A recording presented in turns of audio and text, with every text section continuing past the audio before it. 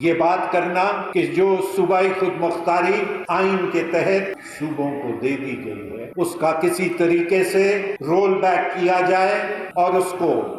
واپس اسلام آباد منتقل کر دیا جائے، آج مجھے اس قابل سمجھا کہ باچا خان امن کانفرنس میں مجھے مدعو کیا۔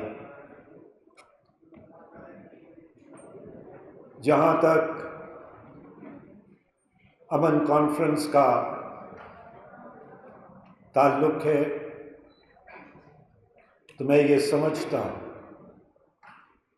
کہ باچا خان کی ایک طویل اور تاریخی جدوجہد رہی ہے، اور یہ جدوجہد امن کے لیے، حقوق کے لیے اور صوبائی خود مختاری کے لیے ان کی جدوجہد جاری اور ساری رہی، اور ہم آج اپنے آپ کو اس جدوجہد کا اور ان اصولوں کا اور اس سیاست کا امین سمجھتے ہیں۔ مجھے اس بات کا کبھی احساس ہے کہ وقت کی قلت ہے اور ابھی احمد ولی خان صاحب نے بھی آپ سے خطاب کرنا ہے، لہٰذا میں مختصر انداز میں 2 یا 3 نکات کی طرف آپ کی توجہ دلانا چاہوں گا، اور وہ یہ ہے کہ ہم امن کی بات کرتے ہیں، ہم برابری کے حقوق کی بات کرتے ہیں، ہم صوبوں اور اکائیوں کی بات کرتے ہیں، لیکن پاکستان کی ریاست کو، پاکستان کی سول اور ملٹری بیوروکریسی کو اس بات کو سوچنا ہوگا کہ جس ڈگر پہ آج یہ بحث کو لے جانا چاہ رہے ہیں اس ڈگر پہ امن ملک کے اندر قائم نہیں ہو سکتا۔ یہ بات کرنا کہ جو صوبائی خود مختاری آئین کے تحت صوبوں کو دے دی گئی ہے اس کا کسی طریقے سے رول بیک کیا جائے اور اس کو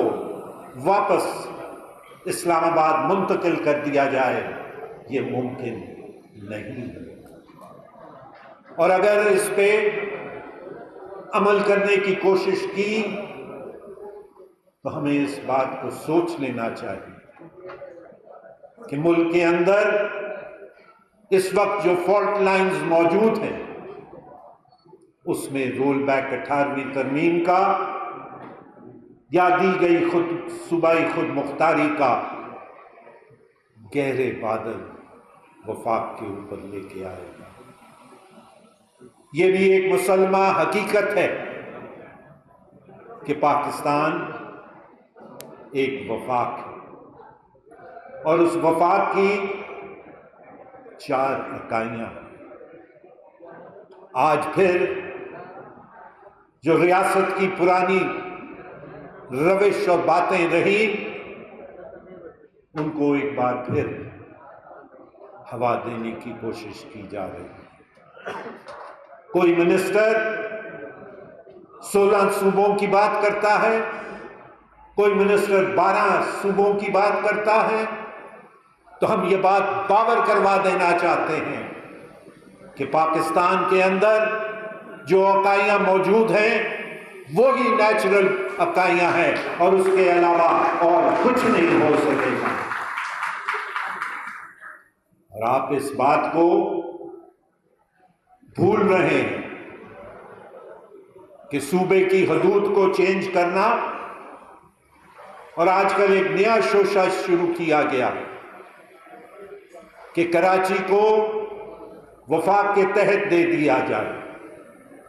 میں یہ بات بڑے واضح الفاظ میں کہنا چاہتا ہوں کہ کراچی سندھ کا اٹوٹ حصہ ہے اور اس کو کسی صورت میں بھی سندھ سے الگ نہیں ہونے دیا جائے گا۔ اور یہ بات باور ہے